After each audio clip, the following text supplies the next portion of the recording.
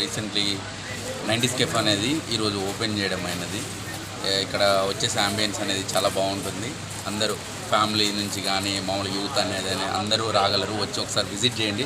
Taste పరంగా కానీ ఎలాంటి పరంగా కానీ అన్ని పరాలుగా మీకు చాలా బాగుంటుంది. ఇక్కడ 90s కెఫ్ అనేది ఇది యాక్చువల్గా ఫస్ట్ పాతది ఉండే, దాన్ని మేము మళ్ళీ నేమ్ మాత్రమే చేంజ్ చేయడం అయింది. ముందు హై అండ్ చాయ్ అని ఉండేది, అది 90s కెఫ్ అని చేంజ్ చేయడం అయినది.